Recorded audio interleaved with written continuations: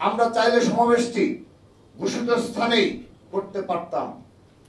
আমাদের সকল প্রস্তুতি ছিল, আমাদের সেই ধরনের সাংগঠনিক প্রস্তুতি সম্পন্ন হয়েছে, কিন্তু আমরা কাটার পরিবর্তে ফুল দিলাম।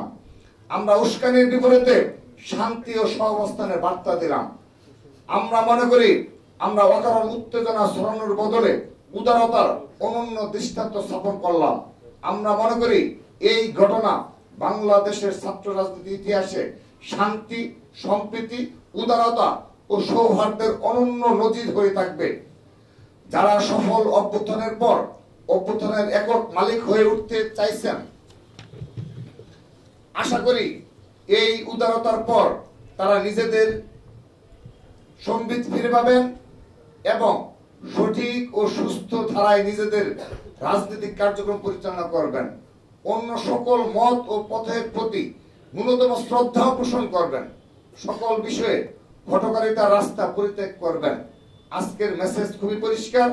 আমরা আগামী দিনে দেশের শিক্ষাঙ্গনগুলোতে ইতিবাচক ধারার গণতান্ত্রিক, শান্তিপূর্ণ, সহাবস্থানের, পরস্পর শ্রদ্ধাপূর্ণ, সৌহার্দ্যমূলক, পরিস্থিতি নির্ভর ছাত্র রাজনীতি করতে চাই। এই পথে উদারতা ও পরম সহিষ্ণুতাই হবে বাংলাদেশ জাতীয়তাবাদী ধারার রাজনীতি শক্তির পাথেয়।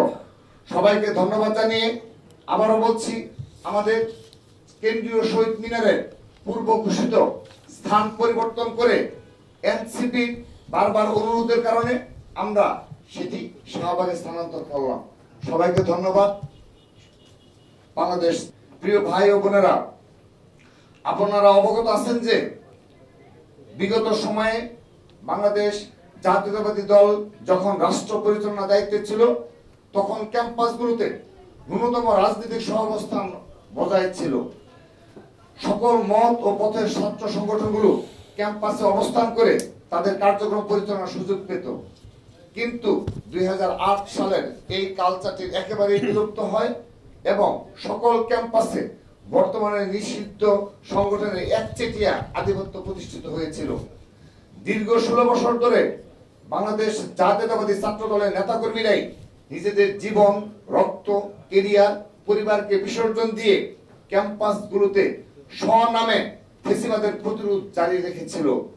কিন্তু এত জুলুম সত্ত্বেও 5 আগস্টের পর পরিবর্তনের পর জাতীয়তাবাদী ছাত্র দলের নেতাকর্মীরা অদ্যবধি ক্যাম্পাসগুলোতে ধারাবাহিকভাবে দায়িত্বশীল ভূমিকা পালন করে যাচ্ছে।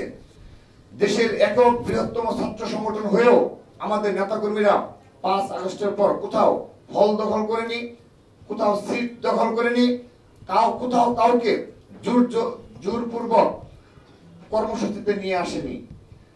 24-এর গণঅভ্যুত্থানে রাজপথে সবচাইতে কার্যকর ভূমিকা রাখা সত্ত্বেও আমাদের অবদানকে বারবার অস্বীকার করার অপচেষ্টা করা হয়েছে।